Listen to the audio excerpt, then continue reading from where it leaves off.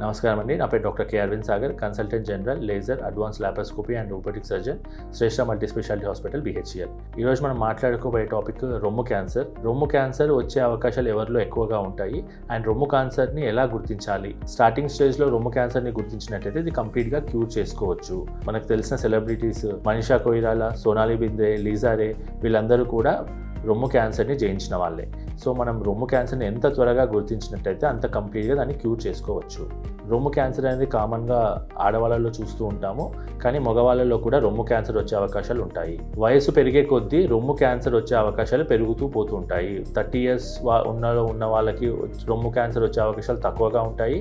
అదే ఏజ్ పెరిగే కొద్దీ 50 years 55 years దాటిన వాళ్ళకి రొమ్ము క్యాన్సర్ వచ్చే అవకాశాలు ఎక్కువగా ఉంటాయి. అండ్ BRCA1 అండ్ BRCA2 జీన్స్లో తేడాలు ఉన్న వాళ్ళు 80% మందికి రొమ్ము క్యాన్సర్ వచ్చే అవకాశాలు ఉంటాయి. ఎవరైతే హై రిస్క్ పేషెంట్స్ ఉంటారో వాళ్ళకి కంపల్సరీగా జెనెటికల్ స్క్రీనింగ్ అనేది మనం చేయిస్తూ ఉంటాము. ఫ్యామిలీ హిస్టరీ, ఫ్యామిలీలో తల్లికి కానీ చెల్లి ఆర్ అక్కకి కానీ కూతురికి కానీ వీళ్ళల్లో ఎవరికైనా రొమ్ము క్యాన్సర్ ఉంటే వాళ్ళకు రొమ్ము క్యాన్సర్ వచ్చే అవకాశాలు చాలా సిగ్నిఫికెంట్గా పెరుగుతాయి. కాబట్టి అలాంటి వాళ్ళు ఎవరైతే రిస్క్లో ఉంటారో వాళ్ళకు మనం జెనెటికల్ స్క్రీనింగ్ చేసి మనము ముందుగానే వాళ్ళని హెచ్చరిస్తాము.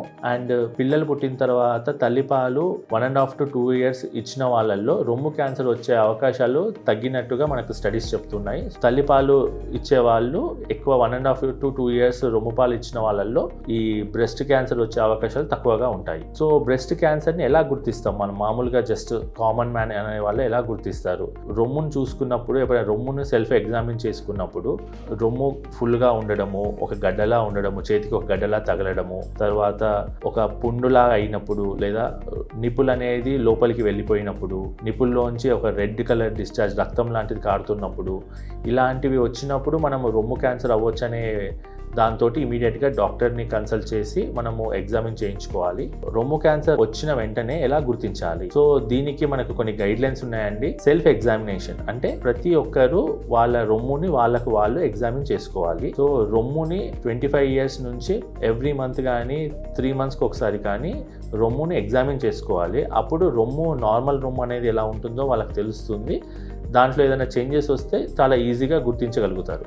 అండ్ నెక్స్ట్ క్లినికల్ ఎగ్జామినేషన్ అంటే హాస్పిటల్లో ఒక క్వాలిఫైడ్ డాక్టర్ తోటి 35 years దాటిన తర్వాత నుంచి ఎవ్రీ 3 yearsకి ఒకసారి ఎగ్జామినేషన్ చేయించుకోవాలి. సో వాళ్ళు ట్రైన్డ్ ప్రొఫెషనల్స్ కాబట్టి చిన్న సైజులో ఉన్నా సరే గడ్డలు వాళ్ళు రికగ్నైజ్ చేయగలుగుతారు. ఏదైతే నార్మల్గా పబ్లిక్ మిస్ అవుతారో, పేషెంట్ మిస్ అయినప్పుడు కూడా డాక్టరు అవి ఎగ్జామిన్ చేసి వాటిని గుర్తుపట్టే అవకాశాలు ఎక్కువగా ఉంటాయి. సో ఇది రొటీన్గా ఎవ్రీ 3 yearsకి ఒకసారి చెకప్ చేయించుకోవాలి. దాని తర్వాత మ్యామోగ్రామ్ అంటాము, స్క్రీనింగ్ మ్యామోగ్రామ్ అంటాము. ఇది 40 years నుంచి 70 years వాళ్ళు ఎవ్రీ ఇయర్ మ్యామోగ్రామ్ అనేది చేయించుకోవాలి. లెస్ దాన్ 50 years ఉన్న వాళ్ళు డిజిటల్ మ్యామోగ్రామ్ ప్రిఫరబుల్గా చేయించుకోవాలి. దీంతో ఏమవుతుందంటే మనకు ఒక బేస్ లైన్ అనేది తెలుస్తుంది. అంటే ఈ సంవత్సరం మన రొమ్ము ఎలా ఉందో తెలుస్తుంది. సో ఎనీ చేంజెస్ లాస్ట్ ఇయర్కి ఈ ఇయర్కి చేంజెస్ కంపేర్ చేసినప్పుడు మనకు ఆ చేంజెస్ దొరికిపోవడం వల్ల మనకి క్యాన్సర్ వచ్చే అవకాశాలు ఉంటే ఇమీడియట్గా మనం దానికి తగ్గ ట్రీట్మెంట్ తీసుకోవడానికి ఉపయోగపడుతుంది. సో మనం ఈ స్క్రీనింగ్ చేస్తున్నప్పుడు మనకు